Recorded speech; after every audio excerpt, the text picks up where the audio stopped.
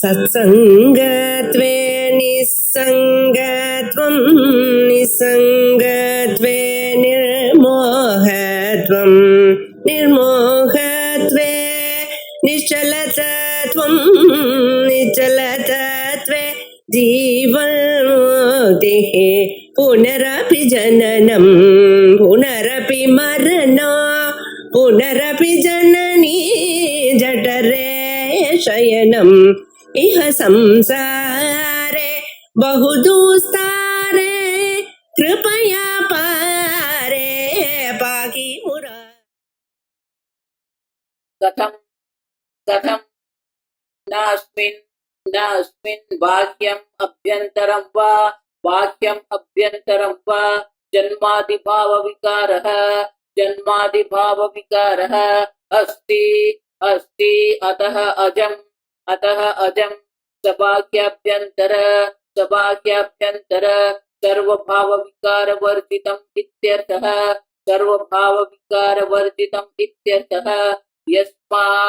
यस्माद्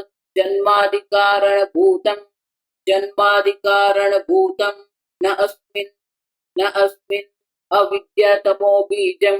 अविद्यातमो बीजं निद्रा विद्यते इति अनिद्रं हि तत्तुरीयम् अतः एव अस्वप्नं तन्निमित्तत्वात् अन्यथा ग्रहणस्य यस्माच्च अनिद्रम् अस्वप्नं तस्मात् अजम् अद्वैतं तुरीयम् आत्मानं बुध्यते तदा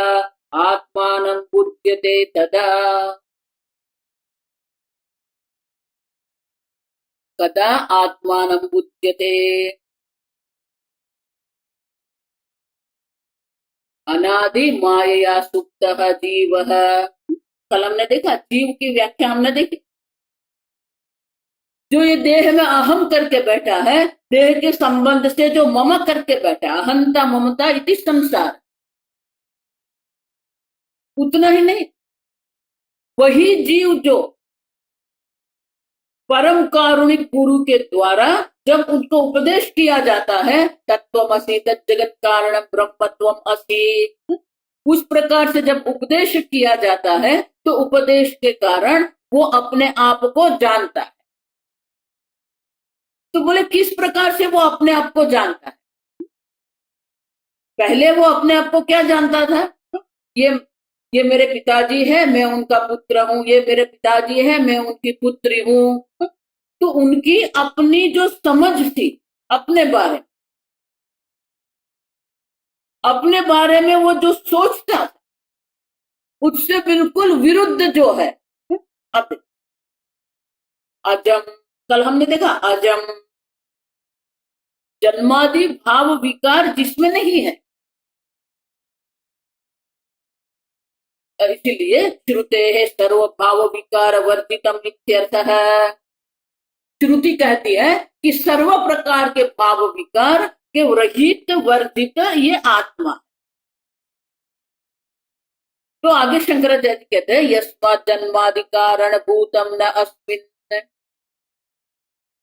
जिसके अंदर जन्मादि भाव विकार के कारण नहीं, कारण भूतम असमझो, तो ये कारण स्वरूप जो जन्मादि भाव विकार नहीं है, क्यों? अस्मिन् अविद्या तमो बीजम निद्रा विद्यते न विद्यते इति। अज आदि जो गुण है वो किस कारण है?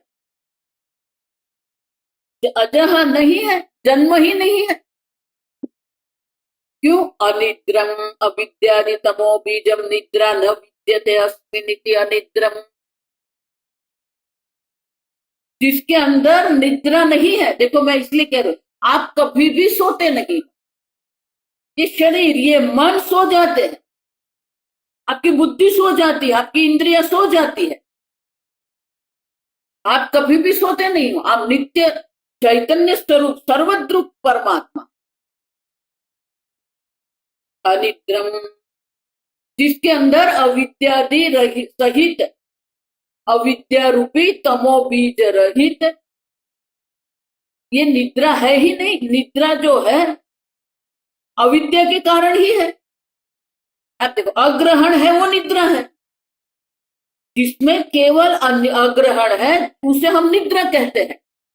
अग्रहण मानी अविद्या तमो बीज, अविद्या रूपी तमस का जो बीज है वो बीज आप में है ही नहीं, और इसीलिए अनिद्रम। शंकराचार्य कहते हैं, श्रुति माता क्या कहती है? अजम अनिद्रम अस्वप्नम द्वैतम। अज है और अजय है क्योंकि अनिद्रम, क्योंकि अविद्यादि है ही नहीं। जब तक अविद्या देवी बैठी है तब तक ये सब रहेगा। लेकिन अनिद्रम, जन्मादि भाव विकार रहित क्यों है? क्योंकि वो अनिद्र है, निद्रा रहित है। और निद्रा रहित है, अविद्यादि तमो बीज नहीं है, इसके कारण क्या होगा? अनिद्रम ही अर्थम तत्तुरीयम अतः एव अस्वप्नम। ये तुरीय आत्मा जो है, जो आत्मा अनिद्र है, अविद्यादि बीज नहीं है, तो फिर अस्वप्नम, स्वप्न भी संभव नहीं है। स्वप्न मानी जागृत स्वप्न दोनों लेना है। क्यों? तन्निमित्तत्वाद अन्यथा ग्रहणस्य।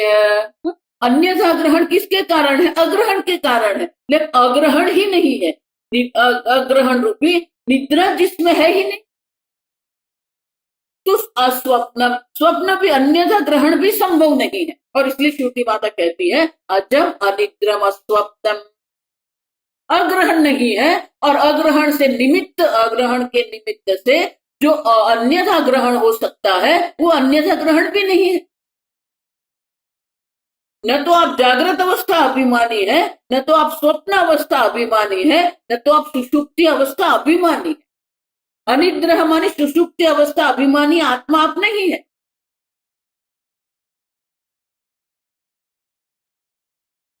आप स्वप्न अवस्था अभिमानी नहीं है,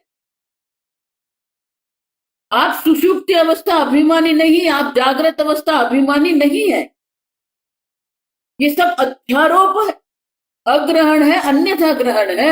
और इसलिए श्रुति माता कहती है, देखो ये अध्यारोप की निवृत्ति श्रुति माता कर रही है। जन्मादि देह के कारण जन्मादि का आरोप किया था, श्रुति माता कहती है अजम, अविद्या का आरोप करके मैं निग्रह, देखो प्रज्ञा प्राज्ञ नहीं, आप प्राज्ञ नहीं है। एक एक शब्द के द्वारा एक एक अध्यारोप की निवृत्ति हो रही है। और इसलिए श्रुति माता कहती है अनिद्रह अनिद्रम तुरीयम उच्यते। ये तुरीय आत्मा जो अनिद्र है, अविद्यादि तमो बीज उसमें है ही नहीं, और अविद्यादि तमो बीज नहीं है, अग्रहण नहीं है, और इसलिए आपके अंदर अन्यथा ग्रहण भी नहीं है। इस प्रकार से अग्रहण अध्यारोप की निवृत्ति करते हैं। अन्यथा ग्रहण के जितने भी अध्यारोप है अस्वप्न शब्द के द्वारा श्रुति माता ये सब अध्यारोप की निवृत्ति कर।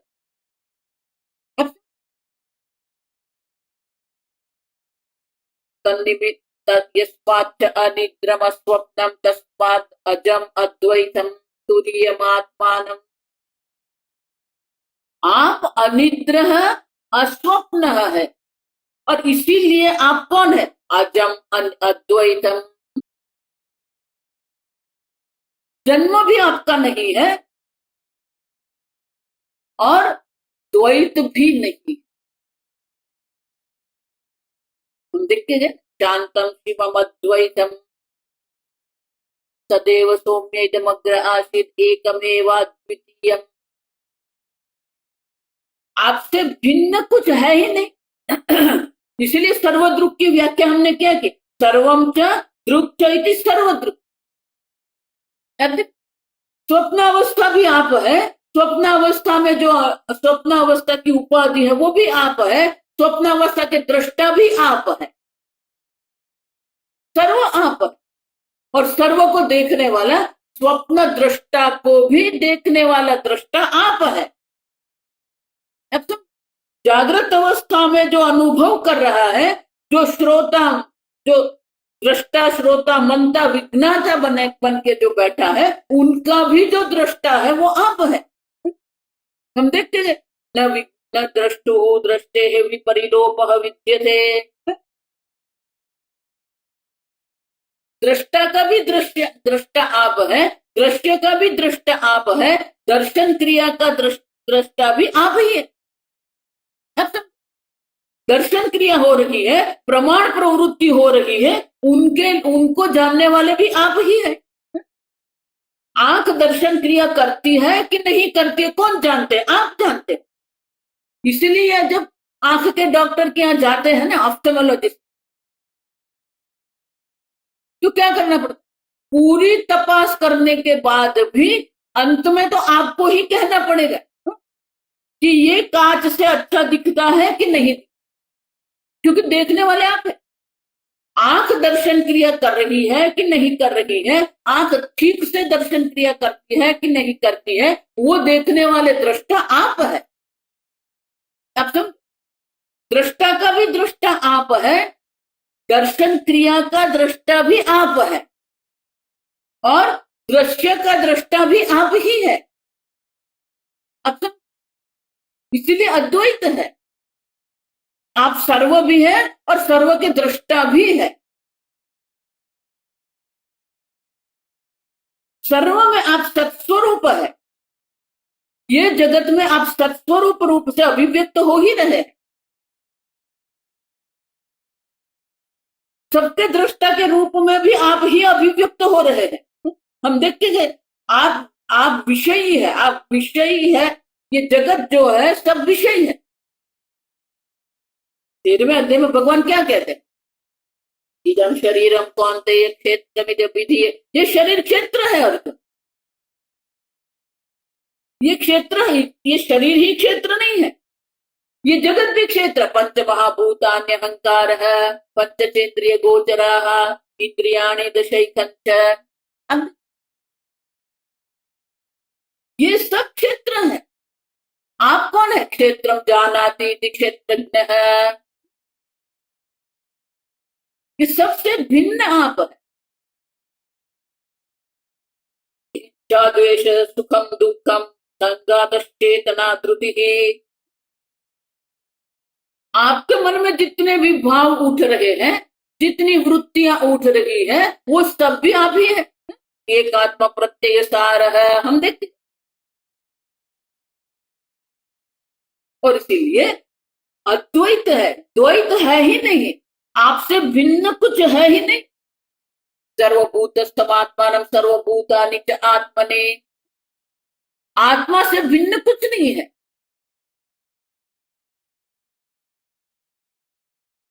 और इसलिए कहते हैं अनिद्रह अस्वप्न होने के कारण तस्मात् अजम अद्वैतम तुर्यमात्मानम,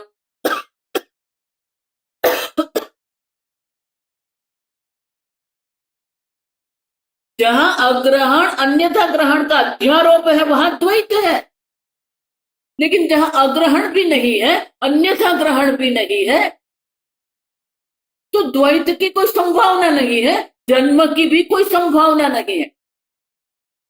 और इसे कहते हैं इस प्रकार से जब गुरु के द्वारा, परम कारुणिक गुरु के द्वारा उपदेश किया जाता है, तदा बुध्यते तुर्यमात्मानम, तब उसे तुर्य आत्मा का ज्ञान होता है।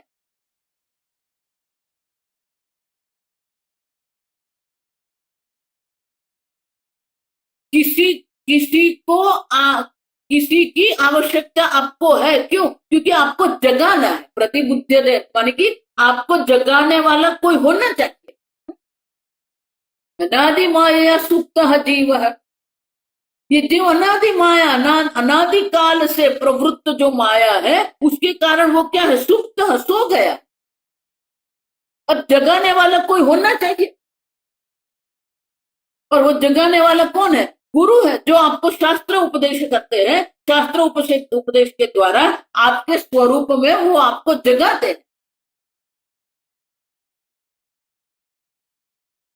और इसलिए शंकराचार्य जी कहते हैं कि ये गुरु के द्वारा ही होता है, अपने आप कुछ नहीं होता है। कोई स्वयंभू गुरु नहीं है, आप समझो। किसी को अपने आप में ऐसे ही ब्रह्म ज्ञान हो जाए, अभी किसी को हो गया तो मुझे क्यों नहीं होगा? अब देखो, वो कह रहे हैं मुझे ऐसे मैं बैठा था, मुझे ज्ञान हो गया। अब आपको अगर अपने आप में ही ज्ञान हो जाता है तो किसी और को भी होगा, तो आपको गुरु बनने की आवश्यकता क्यों है? समझ रहे? वो सबके गुरु बन के बैठे। अगर उनको गुरु की आवश्यकता नहीं थी ब्रह्म ज्ञान के लिए, तो फिर आप गुरु क्यों बने? लोग समझते ही नहीं, सोचते ही नहीं। इसलिए शंकराचार्य जी क्या कहते हैं? अंधे नैव नियमाना यथांधाः। एक अंध सबको उपदेश कर रहा है। अब जो सुनने वाले सब भी अंध है। वो अंध है इसलिए जानते ही नहीं कि वो अंध है। समझ रहे? अंधे नैव नियमाना यथांधाः। ये लोग अंध है इसलिए जानते ही नहीं कि जो उपदेश करने वाला वो भी अंध ही है। अविद्यायाम अंतरे वर्तमानाः।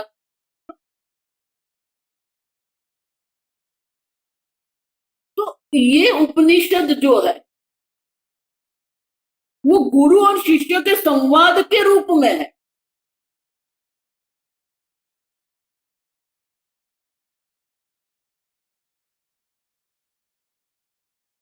भृगुर्वै वारुणिः वरुणं पितरम् उपससार अधिः भगवो ब्रह्मेति स गुरुमेवाभिगच्छति। अनेक अनेक मंत्र है, आप समझ। तद्विद्धि प्रणिपातेन परिप्रश्नेन सेवया उपदेक्षन्ति ते ज्ञानं ज्ञानिनः तत्त्वदर्शिनः। स गुरुमेवाभिगच्छति श्रोत्रियं ब्रह्मनिष्ठम्।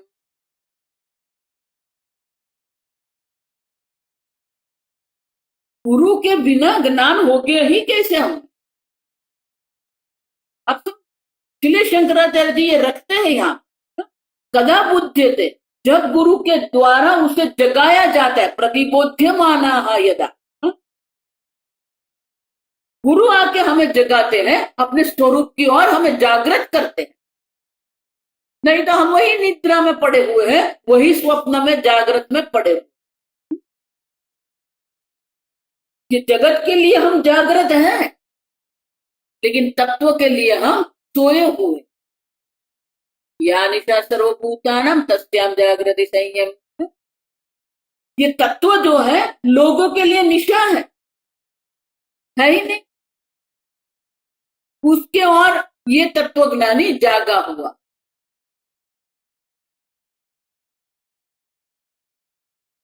और इसीलिए अनिद्रा अस्वप्नम होने के कारण ही आप अजह और अद्वैत है। तदा बुद्धते मान की इस प्रकार से उपदेश के द्वारा उसे ये ज्ञान होता है।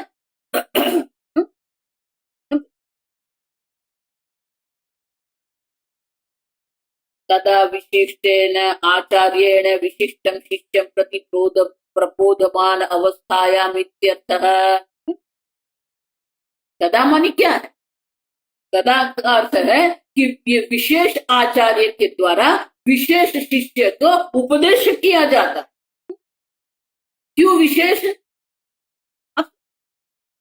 अनेक प्रकार के गुरु होते हैं। संन्यास दीक्षा गुरु जिसको कहते हैं, मंत्र गुरु कहते हैं, कुल गुरु कहते हैं। लेकिन ये कौन है? श्रोत्रियम ब्रह्मनिष्ठम। ये विशेषता है गुरु। तत्व ज्ञान आपको कब होगा? जो विशेष गुरु है, श्रोत्रिय ब्रह्मनिष्ठ है, उसके द्वारा जब उपदेश किया जाता है तब आपको ये ज्ञान होता।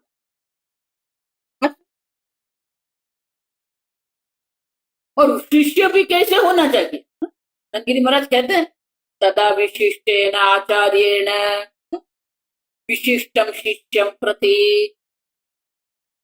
आचार्य तो श्रोत्रिय ब्रह्मनिष्ठ है, लेकिन शिष्य भी कैसा होना चाहिए? विशिष्टम शिष्यम। क्यों? जो मुमुक्षु है, जो जिज्ञासु है।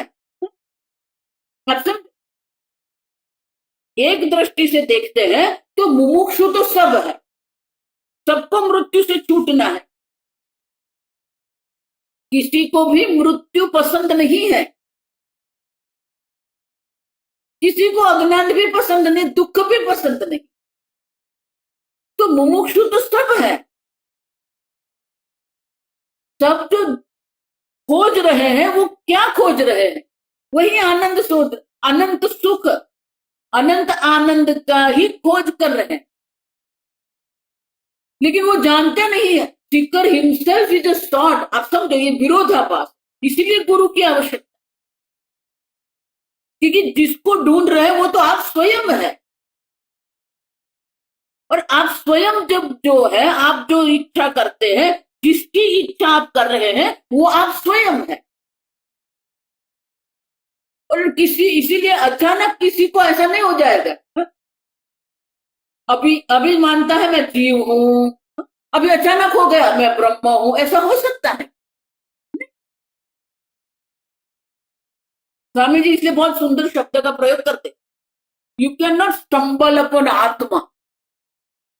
अचानक मुझे आत्मा ज्ञान हो, अचानक मुझे ब्रह्म मिल गया, नहीं। ये कुछ अचानक कुछ नहीं है। अब तो शिष्य भी कैसा होना चाहिए? विशिष्टम शिष्य माने क्या है? उनके अंदर भी ये ब्रह्म ज्ञान की इच्छा होनी चाहिए।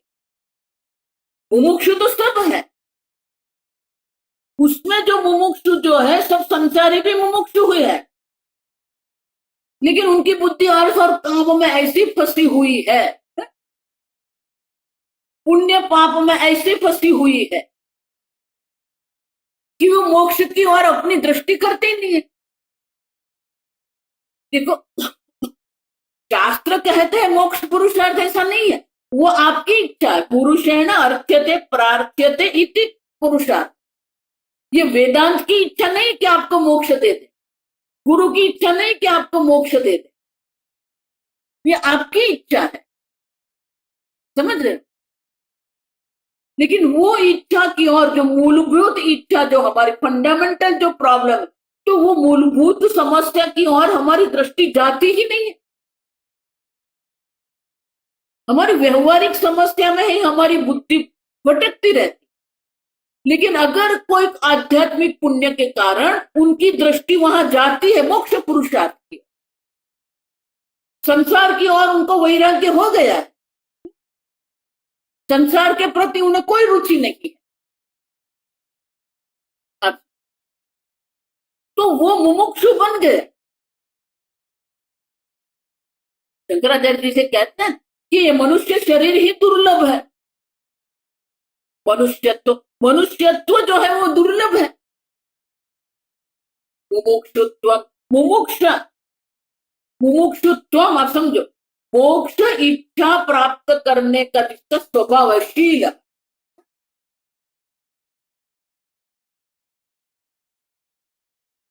मुमुक्षु बनने के बाद स्वामी जी इसलिए कहते हैं, फ्रॉग लिप कहते हैं, कि जितने जितने वैज्ञानिक लोग जो संशोधन कर रहे हैं, वो कभी एक सीधी लिटी में नहीं होता, हॉरिजॉन्टल नहीं होता है। आप समझो, वो फ्रॉग लिप होता है। हम लोग चलते हैं तो एक एक कदम करके चलते हैं। जो मेढक है, वो मेढक क्या करेगा? वो एक एक कदम नहीं करेगा। देखो, अश्व है, वो भी चलेगा, क्या करेगा? चार पाद वाले प्राणी भी क्या करते? एक एक कदम आगे बढ़ाते। लेकिन जो मेढक होता है वो ऐसा नहीं करता, वो जंप करता है, वो कूदता है, कूदेगा वो, एक स्थान से दूसरे स्थान पर वो कूदता है।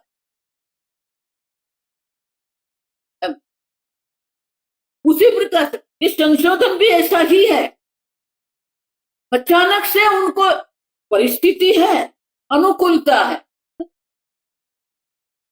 लेकिन अचानक उनके मन में ये स्फुरण होता है और उनको ये समझ में आता है, अरे ये तो ऐसा। उसी प्रकार से ये मुमुक्षु तो बन जाते हैं। इसलिए मैं आपको कहती हूँ, आप कुंभ मेले में जाइए, आपको पता चल जाए। अनेक मुमुक्षु जन है, अनेक वैरागी लोग है वहां। वो सब संसार छोड़ के बैठे, उनको संसार में कोई रुचि नहीं,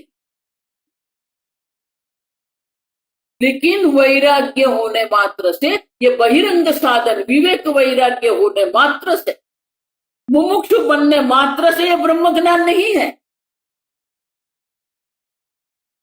मुमुक्षु को जिज्ञासु बनना।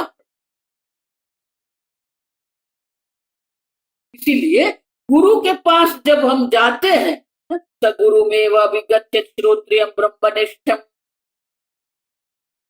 तो जब मुमुक्षु गुरु के पास जाते हैं तो गुरु उनको पहले क्या करते, वो ब्रह्म जिज्ञासा, मुमुक्षु से उनको जिज्ञासु बनाते। अर्जुन भी मुमुक्षु था, उनको ये मोक्ष की इच्छा थी, लेकिन भगवान के वाक्य को सुन के उनके मन में भी ये जिज्ञासा हुई, शादी माम तो हम प्रपन्नम शिष्य से हम अति। जो भक्त अर्जुन था, जो योद्धा अर्जुन था, जो मुमुक्षु अर्जुन था, वो अब क्या बन गया, जिज्ञासु अर्जुन बन। आचार्य भी विशेष होने चाहिए। आश्चर्य वक्ता कुशलानुशिष्ट है, आश्चर्य वक्ता भी आश्चर्य विशेष है।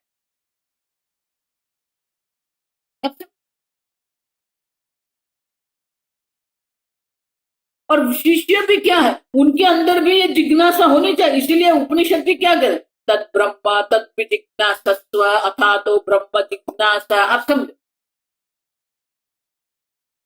तो ये शिष्य विशेष क्यों है, वो मुमुक्षु तो है ही, लेकिन वो अब जिज्ञास। और इसीलिए ये शिष्य आचार्य भी विशेष है, विशिष्टेन आचार्येण शिष्टम शिष्यम प्रति प्रतिबोधन अवस्थायाम तदा। तदा माने क्या है, जब विशेष प्रकार के आचार्य विशेष प्रकार के शिष्य को जगाते हैं, तब उसे ये ज्ञान। अब तो इतना सरल नहीं है। मनुष्य जन्म के प्रात मुमुक्षुत्व आना चाहिए। मोक्ष पुरुषार्थ हमारा परम लक्ष्य है।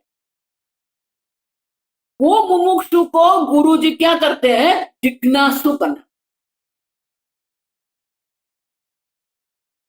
देखो, इसलिए वेदांत में जब नए नए लोग आते हैं ना, तो प्रारंभिक काल जो वेदांत का जो है ना, वो ये मुमुक्षु से जिज्ञासु में परिवर्तन करना।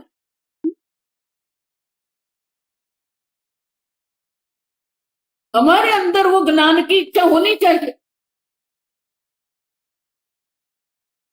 हम उपदेश सुनते हैं, लेकिन हमारे अंदर ही जिज्ञासा नहीं होगी, तो ये उपदेश भी व्यर्थ हो जाए।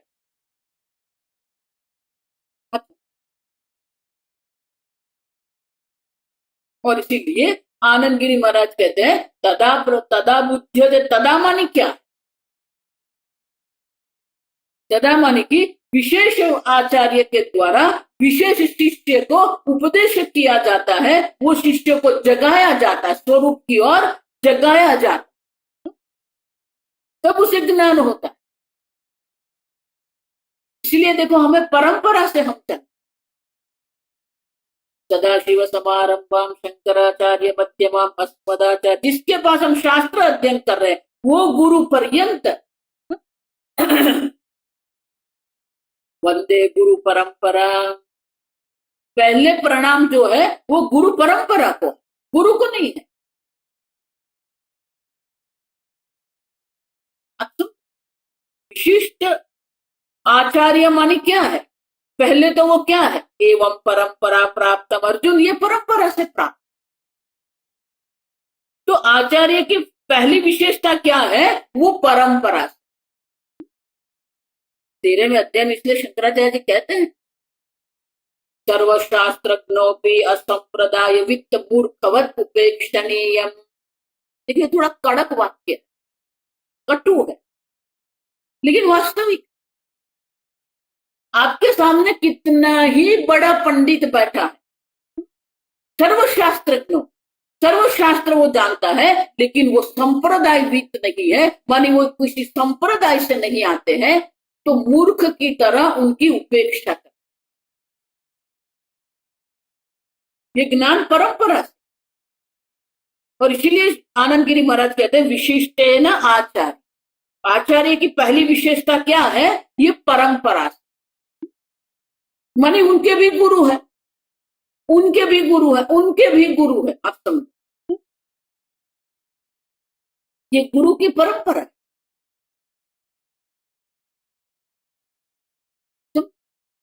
तो पहली विशेषता क्या है, वो संप्रदाय वित्त है, मानी कि किसी संप्रदाय से वो आते।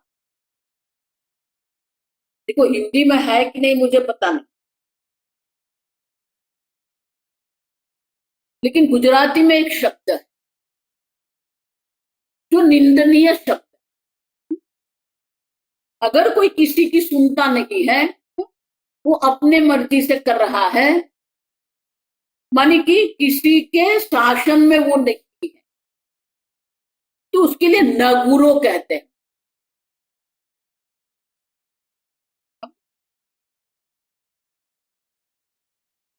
तो गुरु की विशेषता पहले ये है कि वो संप्रदाय, एक समझो। दूसरी दो विशेषता भगवान दर्शाते हैं, ज्ञानिनः तत्वदर्शिनः। जो जो ज्ञानी जन है, देखो बहुवचन है वहां पर, ज्ञानिनः तत्वदर्शिनः उपदेश्यन्ति। ज्ञानी जन आपको उपदेश करेंगे। तत्वदर्शी लोग हैं, तत्वदर्शी गुरु है, वो आपको उपदेश करेंगे।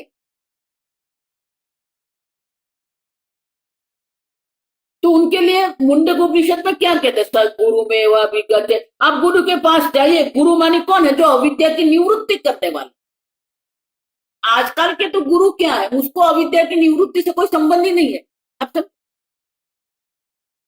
गुरु मानी जो आपकी अविद्या की निवृत्ति करे। अग्रहण जो है, अग्रहण की निवृत्ति करनी है। तो मुंडक उपनिषद में कहा सदगुरु में वह विगत, वो गुरु के पास जाते हैं, लेकिन वो गुरु कौन है, श्रोत्रियम ब्रह्मनिष्ठम। देखो ये विशेषता, शास्त्रम अधीते इति श्रोत्रिय। जिन्होंने गुरु के पास बैठ के शास्त्र अध्ययन किया है, अधीते जो है ना वो वर्तमान काल, मानी कि अभी भी वो शास्त्र अध्ययन कर रहे हैं।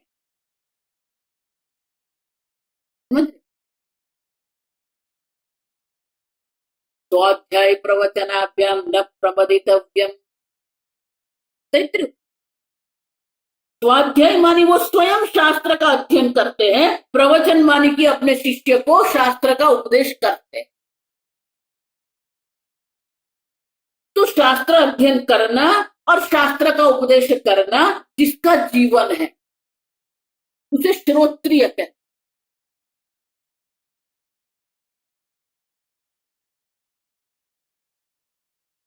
आप शास्त्र की अवगणना नहीं कर सकते हैं, आप गुरु की अवगणना नहीं कर सकते।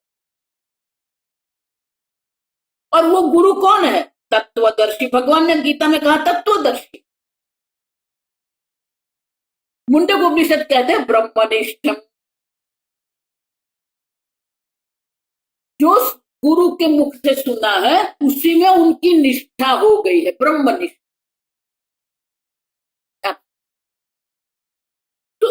श्रुति माता हमें कहती है कि जो श्रोत्रिय ब्रह्मनिष्ठ है, या तो ज्ञानी है और तत्वदर्शी है, दोनों एक ही है। श्रोत्रिय माने ज्ञानी है, तत्वदर्शी माने कि ब्रह्मनिष्ठ है। तो ये गुरु की विशेषता। लेकिन स्वामी जी बहुत सुंदर कहते कि दो है, श्रोत्रियम ब्रह्मनिष्ठम। वो श्रोत्रिय भी है, ब्रह्मनिष्ठ भी है, लेकिन वो ब्रह्मनिष्ठ है कि नहीं हमें कैसे पता चलेगा? हम कैसे जानते हैं कि वो ब्रह्मनिष्ठ है? 14वें अध्याय में शंकराचार्य आए, अर्जुन जब गुणातीत के लक्षण पूछे तब शंकराचार्य जी कहते हैं कि कोई गुणातीत है कि नहीं हम नहीं जानते, लेकिन मैं गुणातीत हूं कि नहीं वो स्वयं जान सकता। संवेद्य उसको क्या कहते हैं? सत्संग। ब्रह्म ज्ञानी पना जो है वो सत्संवेद्य, अन्य कोई नहीं जान सकता।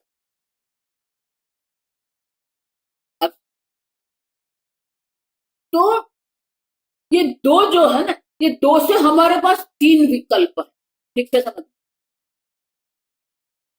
विशिष्टेन आचार्य ने कहा ना,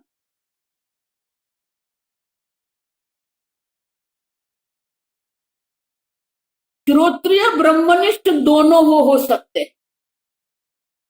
वो शास्त्र अध्ययन कराते भी हैं और स्वयं ब्रह्मनिष्ठ। ये हम विकल्प देखते, या तो वो श्रोत्रिय है लेकिन ब्रह्मनिष्ठ नहीं है, या तो फिर वो ब्रह्मनिष्ठ है लेकिन श्रोत्रिय नहीं। अब देखो ये भी, जो ब्रह्मनिष्ठ है लेकिन उनके पास शास्त्र नहीं, तो वो हमारे कोई काम के नहीं है, क्योंकि शास्त्र अध्ययन से ही हमें ये ब्रह्म ज्ञान होगा। मैं हमेशा इसलिए कहती, यू कैन नॉट बाईपास शास्त्र। कि शास्त्र की अवगणना आप नहीं कर सकते। तो ब्रह्मनिष्ठ है, ज्ञानी है, लेकिन अगर उनके पास शास्त्र नहीं है तो हमारे कोई काम के नहीं, वो हमें ब्रह्म ज्ञान नहीं करा सकते। श्रोत्रिय है लेकिन ब्रह्मनिष्ठ नहीं है, वो हमारे काम के। आप श्रोत्रिय है, शास्त्र है, स्वामी जी इसलिए कहते शास्त्र इज अ टूल, साधन है। तू श्रोत्रिय है तो हमारा उपयोगी, हमें ज्ञान करवा सकते हैं, लेकिन अभी उनकी निष्ठा ब्रह्म में नहीं हुई। और श्रोत्रिय ब्रह्मनिष्ठ दोनों है, वो तो उत्तम ही है हमारे लिए, लेकिन हम जो जान सकते हैं वो एक ही है कि वो शास्त्र श्रोत्रिय है।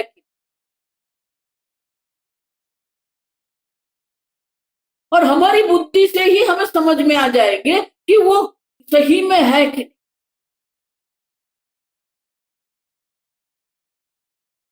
अब तो हमें वो गुरु चाहिए जो कभी भी शास्त्र से दूर नहीं होते।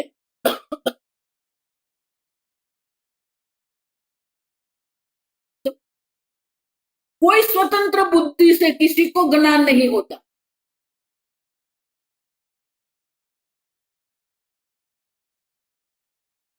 और इसीलिए उनके पास ये टूल, ये साधन है शास्त्र, जिसके द्वारा हमें भी वो ज्ञान करवा सकते, हमें भी वो तत्व की ओर जगा सकते, प्रबुद्धमान प्रतिबुद्धिमान की माने कि वो तत्व में हमें जगा सकते।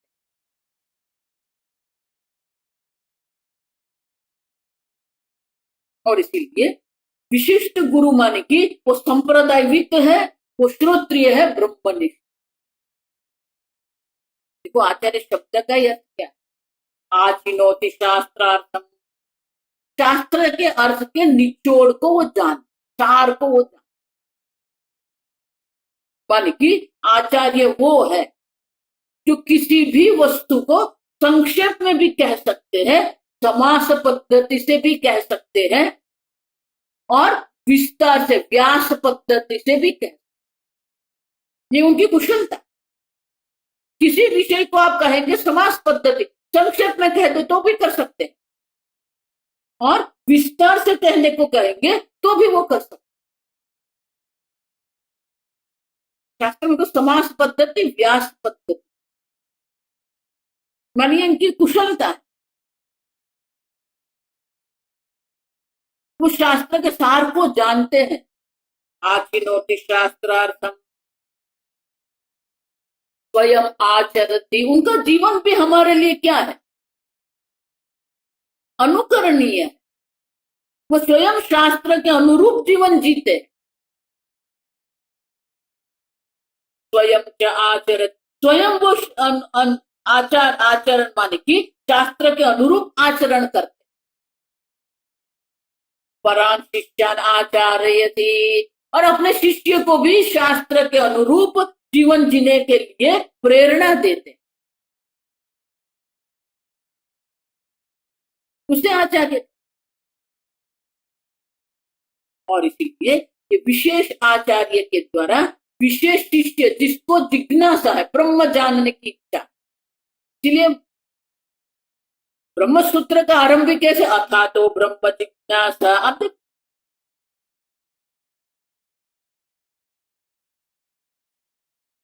तत् ब्रह्म तत्व जिज्ञासा, उसको जानने की इच्छा करो। और इसलिए ये विशेष शिष्य है जो मुमुक्षु है और वो जान गया है कि ये तत्व ज्ञान से ही मुझे मोक्ष की प्राप्ति होती। यज्ञात्वा अमृतमश्नुते, गीता में अनेक श्लोक में भगवान ये दर्शाते हैं, ज्ञान और मोक्ष का जो ज्ञान से ही मोक्ष, और गुरु के उपदेश से ही ब्रह्म ज्ञान। और इसलिए ये तदा बुध्यते का अर्थ आचार्य आनंद गिरी महाराज करते हैं, तदा विशिष्टेन आचार्येण विशिष्टम शिष्यं प्रति प्रतिबोधन अवस्थायां, तदा माने ये अवस्था, गुरु मुख से जब हम श्रवण करते हैं तब हम अपने तत्व की ओर जाग जाते। तो बोले आप ये अद्वैत क्यों कहते हैं, अजम अनिद्रम, वो तो समझ गए, अनिद्रम समझ गए। अग्रहण माने अविद्या नहीं है, मैं सच्चिदानंद ब्रह्म स्वरूप हूं। तो ये अद्वैत क्या है, आप समझ।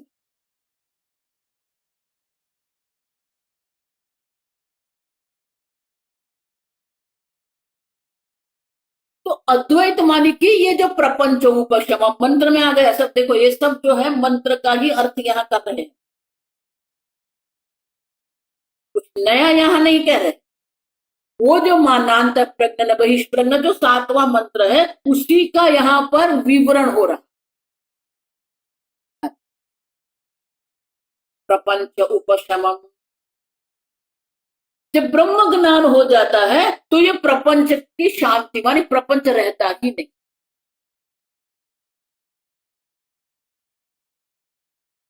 तो बोले कि सही में प्रपंच है और उसकी निवृत्ति करनी है क्या, सूर्यम अद्वैतमिति उक्तम तद अयुक्तम प्रपंचस्य द्वितीयस्य सत्वादि आशंक्य आह।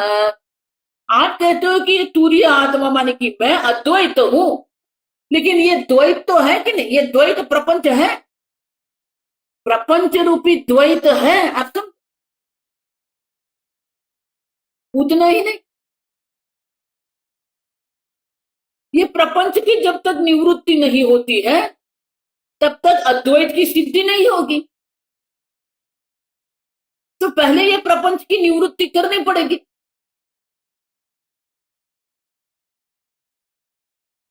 और इसीलिए पहले तो ये करना है कि ये प्रपंच जो है जिसके कारण द्वैत है, और इसलिए शंकराचार्य स्वयं ये प्रश्न, प्रपंच निवृत्त्या चेत, प्रपंच निवृत्त्या चेत प्रतिबुध्यते, प्रतिबुध्यते अनिवृत्ते, अनिवृत्ते प्रपंचे, अनिवृत्ते प्रपंचे कथमद्वैतमिति, कथमद्वैतमिति। जब तक ये प्रपंच की निवृत्ति नहीं होती है तब तक वो जागेगा नहीं। आप समझो, प्रपंच की निवृत्ति के द्वारा ही प्रतिबुद्ध्यमान माने कि उनको तत्व ज्ञान की ओर जगाते हैं हम। अनिवृत्ते प्रपंचे कथम अद्वैतम, लेकिन प्रपंच की निवृत्ति हुई ही नहीं है, तो फिर अद्वैत कैसे होगा?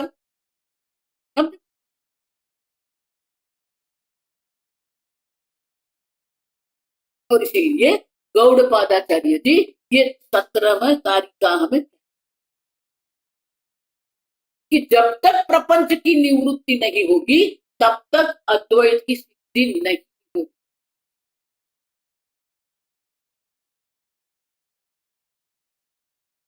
दो प्रकार की निवृत्ति,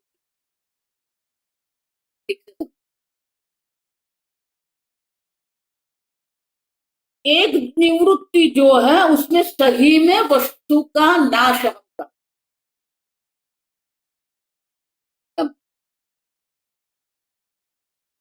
ये पुस्तक है, पुस्तक का नाश हम कर सकते, पेंसिल है, पेंसिल का नाश हम कर सकते।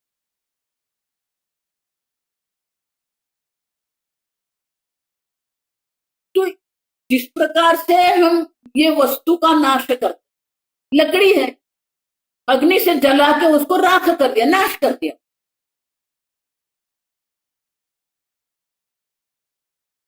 तो उसी प्रकार से ये प्रपंच का भी नाश होना चाहिए ना। अगर ये प्रपंच का नाश ही नहीं हुआ तो अद्वैत की सिद्धि कैसे होगी? तो बोले सही में ये प्रपंच का नाश करना है क्या?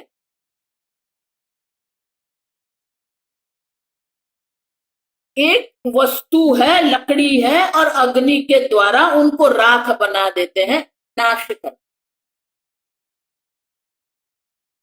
लेकिन दूसरे प्रकार की जो निवृत्ति है, दूसरे प्रकार का जो नाश है ना, सर्प निवृत्ति ही, जिसको सर्प दर्शन हो रहे हैं उनकी बुद्धि में सर्प बुद्धि है, तो वहां है रज्जु, रस्सी है वहां पर, लेकिन उनको सर्प दिख रहा है। सर्प देखने के बाद सर्प दर्शन से उनके मन में भय उत्पन्न होता है, उनके शरीर में कंपन होता है, उनके हृदय के धड़कन बढ़ जाती है, उनकी आंख जो है व्याकुल हो जाती है, पसीना छूट रहा है। अब देखो, सत्य सर्प को देख के जितने भी प्रकार की प्रतिक्रिया हमारे शरीर में उपाधि में होती है, सब प्रतिक्रिया यहां दिख रही है, क्योंकि उनकी सर्प में सत्य बुद्धि है। लेकिन जब उनको रज्जु का ज्ञान प्रकाश करते हैं, रज्जु का दर्शन होता है, तो सर्प की निवृत्ति हो जाती है।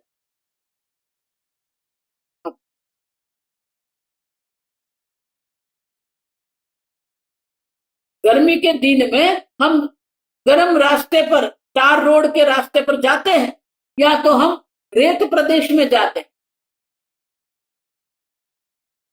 तो हमें क्या दिखता है? मृगजल। पहले हमें मृगजल नहीं दिखता, पहले हमें जल दिखता, जल दिखता है कि रोड पर आप जब जाते हो तो रोड पर जल मात्र नहीं दिखता, समीप में जो वृक्ष है वो वृक्ष का प्रतिबिंब भी हमें वहां दिखता है, जल मात्र नहीं है। सामने से अगर कोई वाहन आ रहा है तो वो वाहन का भी प्रतिबिंब उसमें हमें दिखेगा, तो जल भी दिख रहा है और वृक्ष का प्रतिबिंब वो जल में हमें दिख रहा है।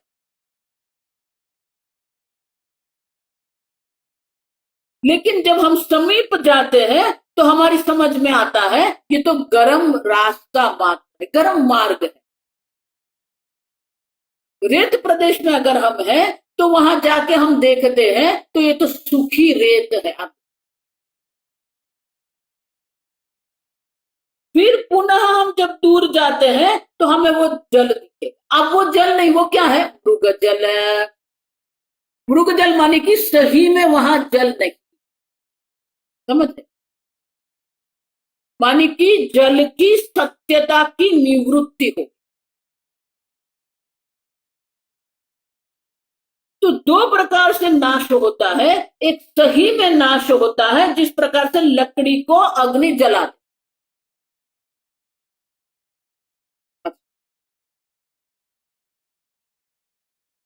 चार प्रकार के ही नाश है ये जगत में, आप समझना।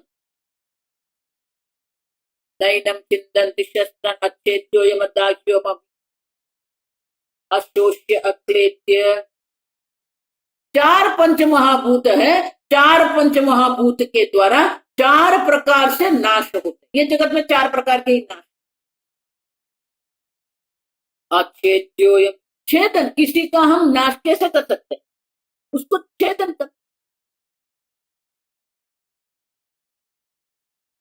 शोषण करते, वायु क्या करता है? पृथ्वी से शस्त्र अस्त्र शस्त्र उत्पन्न होते हैं जिससे हम किसी को काट देते हैं। वायु तत्व है, वायु तत्व क्या करता है? वो सुखा देता है, शोषण क्रिया, शोषण क्रिया करके वो नाश। अग्नि हो वो जला के नाश, जल से भी नाश होता है। जल क्या करता है? किसी वस्तु को आप जल में रख दो, उसका नाश होगा, डिसइंटीग्रेशन उसको, संस्कृत में विघटन क्या? जल क्या करता है? वो वस्तु का विघटन, नाश। अग्नि सुखा देता है, वायु शोषण करता है, जल उसको द्रवित करता है, अक्लेद्य, क्लेद्य माने द्रवित कर, उसको विघटित, और पृथ्वी के शस्त्र के द्वारा उनका वो काट दे, टुकड़े टुकड़े। तो अगर सही में कोई वस्तु है तो ये चार प्रकार से हम उसका नाश कर सकते हैं। लेकिन जो सर्प के दर्शन हो रहे हैं, प्रतीति काल में भी वो सर्प नहीं है, लेकिन जिसको सर्प का दर्शन हो रहा है उनके अंदर सर्प के कारण सर्व प्रकार के लक्षण दिख रहे। तो वो सर्प को क्या करेंगे हम? तलवार से काट देंगे क्या? वायु से सुखा देंगे? नहीं। अग्नि से जला देंगे वो सांप को? नहीं। जल से उसको द्रवित कर देंगे, विघटित कर देंगे? नहीं। समझ? उसको क्या कर, उसकी सत्यता की निवृत्ति। जल हम देख रहे हैं, समीप जाके हमें समझ में आ गया कि जल नहीं है, फिर हम वापस दूर जाते हैं तो हमें वो जल दिखेगा। वो जो जल दिख रहा है हमें, तो हम जानते हैं कि सही में, देखो ये शब्द, सही में वहां जल नहीं, मानी कि जल की सत्यता की निवृत्ति। जल के दर्शन हो रहे हैं लेकिन उनकी सत्यता की हम निवृत्ति करते हैं, उसे बाधित कहते हैं।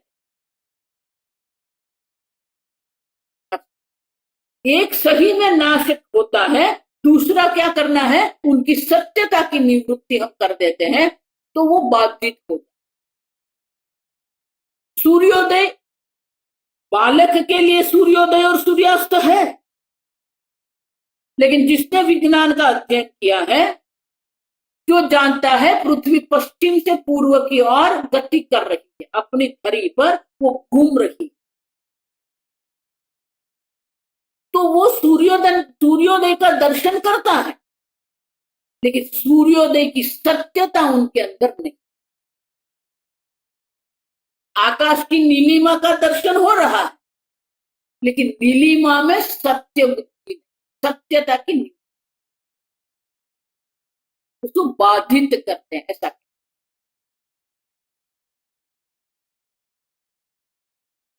तो यहां भी गौड़पादाचार्य जी बहुत सुंदर बात करते, अगर कोई वस्तु सही में है तो उनका नाश हमें करना पड़ेगा। सही में अगर प्रपंच है तो प्रपंच की निवृत्ति करनी पड़ेगी हमें, लेकिन प्रपंच है ही नहीं, दिख रहा है, तो क्या करना पड़ेगा? बाधित करना। संपूर्ण वेदांत यही है, हमें किसी का भी नाश नहीं करना है, उनको बाधित करना, उनकी सत्यता की निवृत्ति हमें। और इसीलिए ये प्रश्न उठाते हैं, बहुत सुंदर कार्य। अनादि माया सुप्त जीव यदा प्रबुध्यते, ये जो है ना, ये कारिका और ये कार्य, ये दोनों कारिका बहुत प्रसिद्ध है, बहुत लोग महात्मा लोग उनका अवतरण करते। और इसलिए गौड़पादाचार्य जी कहते हैं कि अगर सही में प्रपंच आप सिद्ध करेंगे तो हम उसकी निवृत्ति कर देंगे, लेकिन पहले सिद्ध तो करो कि प्रपंच है। सर्प आप सिद्ध करो, सर्प सिद्ध ही नहीं होता। जब प्रकाश करते हैं तो सर्प की निवृत्ति होती है। उसी प्रकार से यदा प्रबुध्यते, जब आप तत्वों की ओर जाग जाते हैं तो ये जगत जो है उनकी कोई सत्ता नहीं। जगत की प्रतीति होती रहेगी, जगत का अनुभव होते रहेगा, जगत में आप व्यवहार भी करते रहेंगे, लेकिन उनकी सत्यता नहीं। ब्रह्म ज्ञान से ही ये संपूर्ण प्रपंच जो है वो बाधित हो जाता, नाश नहीं होता, बाधित, वो हम कर। ओम असतो मा सद्गमय तमसो मा ज्योतिर्गमय मृत्योर्मा अमृतंगमय। ओम पूर्णमदः पूर्णमिदं पूर्णात् पूर्णमुदच्यते पूर्णस्य पूर्णमादाय पूर्णमेवावशिष्यते। ओम शांति शांति शांति। हरि ओम। श्री गुरुभ्यो नमः। हरि ओम।